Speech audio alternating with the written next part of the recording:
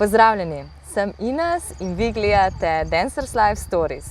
Danes je z mano Jan iz Kubane Ljubljane, ki trenutno navdušuje plesalce v Ljubljani z tečaji in večeri kubanske salse, sona in reggaetona in tudi s festivalom Manana Ljubljana.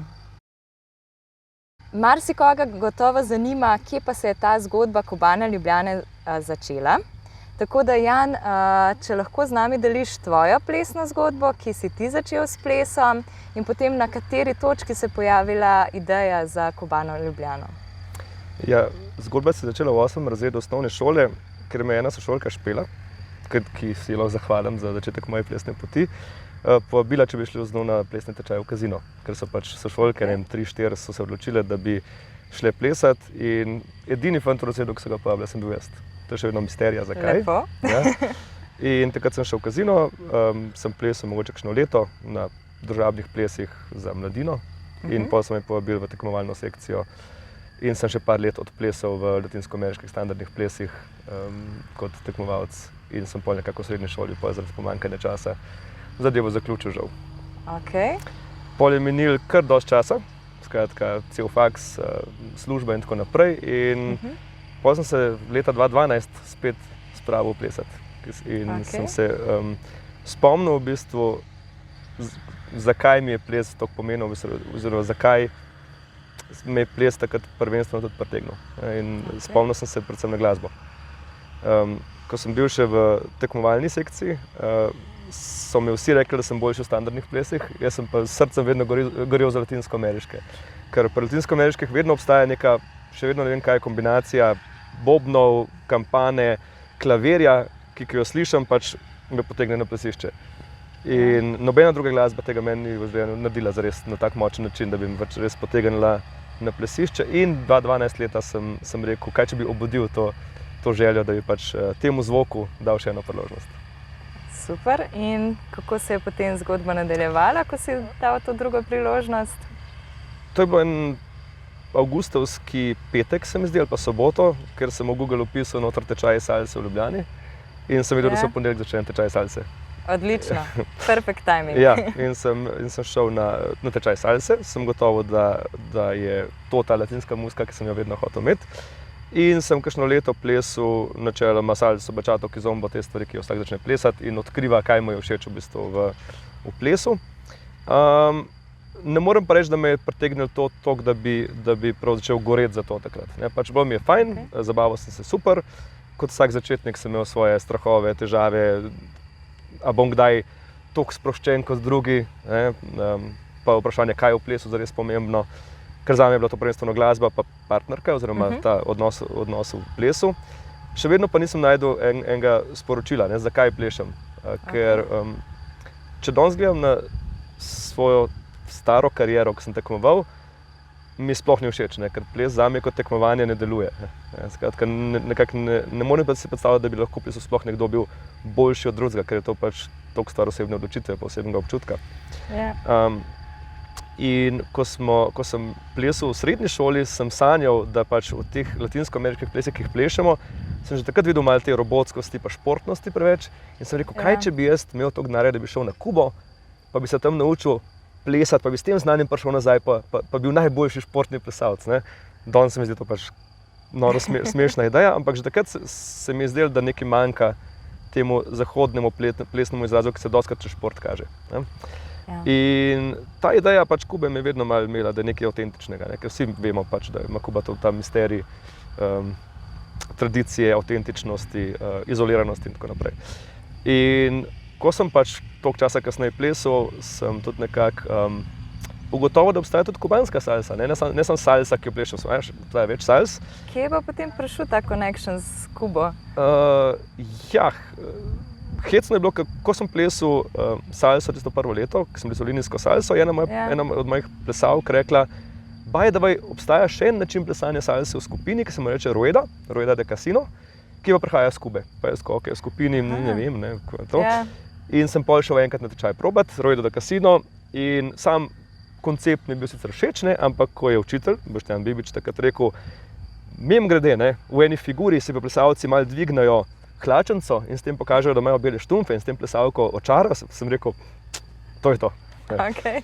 Sem bil prodan in v bistvu sem takrat začutil, da pač je ples lahko komunikacija. Da s plesom lahko pokažeš na enostaven način ful veliko svoji partnerki, pa tudi, da ti lahko prezentiraš neki jezik, v bistvu, ki ga govoriš skozi ples. In to je zame bilo vedno v bistvu ta povezava glasbe, pomena, skratka, da ti s svojim plesom nekaj govoriš, skoraj nujno v paru zame. In ta kubanska zgodovina, ki jo pa skozi ples v bistvu govoriš svoji partnerki ali pa govoriš svojim telesom, ta sveta trojica zame je pač bila odločilna, ne? Ker sem gotovo, da pač lahko in najdem svoj jezik v plesu in na nek način, ker sem pač tak geek, ne? Ki meni lahko daš Wikipedijo, pa lahko 8 ur raziskujem od enega linka naprej vse, kar na svetu obstaja. Okay. Je kubanska kultura točno taka. Ne? Kubanska kultura ti da en piškotek in če ta piškotek poješ, pol ugotoviš, da obstaja pač ogromna slaščičarna v zadnji. Na kateri točki pa prišla ideja za Kubano Ljubljano? Na Kubi ali? Za svojo plesno šolo. Ja, v bistvu po moje zna biti, da je bil to prvi obisk Kube. In predvsem zato, ker sem bil zelo razočaran nad tem, kako so vsi v Ljubljani takrat učili ples sploh. Ne? Ker jaz sem imel v vseh plesnih šolah, ker sem hodil na tečaje in potem, ko si osvojil osnove, je vsak tečaj bil to, da si prišel in si se naučil neke kombinacije. In zame to pač je bilo pač, kar bi se učil vzorce. Ne? Skratka, tukaj imaš naslednji vzorc in odpleši ga na plesišču. Ne? Ni bilo toliko poudarjeno lastna kreativnost ali pa kako te delčke pol nekako na svoj način narediti, ampak je bilo zelo mehanistično. To je bila ena taka motivacija. Drugo pa na Kubi, ko sem šel na Kubo, sem mislil, tam bojo pa si rojedo, da kasino plesali. In ne, na Kubi plešejo pač salsa v paru, to je glavni način. Rojedo, da kasino je bila leta 50, 60, ko se je razvila. Potem se je pa počasno na Kubi se spremenil bolj manj v ples v paru. Danes se pleše pač v paru in reggaeton, jasno. In ko sem prišel v Ljubljano, sem si rekel, pač noben zares nauči take salse, kot je na Kubi plešejo. To pomeni večinoma v paru. In na način, ki bi pač bil enostaven pa kreativen za nekoga, ki začne iz nule. Tako da se znebimo teh kombinacij, pa da plešemo tako kot na Kubi. In takrat sva se z bivšo partnerko odločila, da narediva svojo plesno šolo, Kubano Ljubljano, ki bo zelo iskrena. Iskrena v smislu, da pač res delamo to, kar na Kubi počnejo in da bo zelo pedagoška, da pač vsakmu omogočimo, da se nauči plesati. Okay, odlično. Potem, kako se je pa razvila ta zgodba Kubane Ljubljane? Od teh začetkov, kako vam je uspelo, ker zdaj ste res ena velika družina postali že. Kako se je razvijala ta zgodba? Začela se je tako, da smo ugotovili, da pač za dvema inštruktorjema ne moreš pač svojih sanj uresničiti.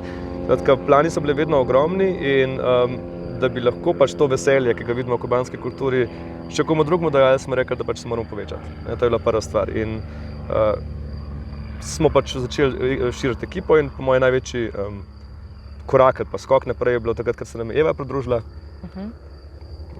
Eva svojo in ženskostjo in tehniko in odnosom do plesa pa muzike, mislim, da pač nas izstrelila med zvezde. In ko začneš dobivati pač take super tečajnike, ki ostajajo s tebi dolg časa, med njimi najdeš tudi nove učitelje. In ena mogoče stvar, ki jo mi zagovarjamo, je, da pač mi ne učimo neurokirurgije. Mi učimo ljudi plesati ulične plese. In zato ni treba biti šolarni učitelj, ki ima za sabo 20 let izkušenj, ampak lahko vsak človek, ki vidiš, da je dober motivator, pa dober pedagog, se nauči teh stvari v letu ali pa dveh. In skratka, da lahko v bistvu s tem, da sprejemamo nove zanesenjake, jih tudi za časom spremenimo učitelje in s tem pač družina raste in raste, ker lahko pač imamo vedno več tečajev. Trenutno ste kar velika šola že, pa me zanima, kaj je za vas tisti kriterij uspeha?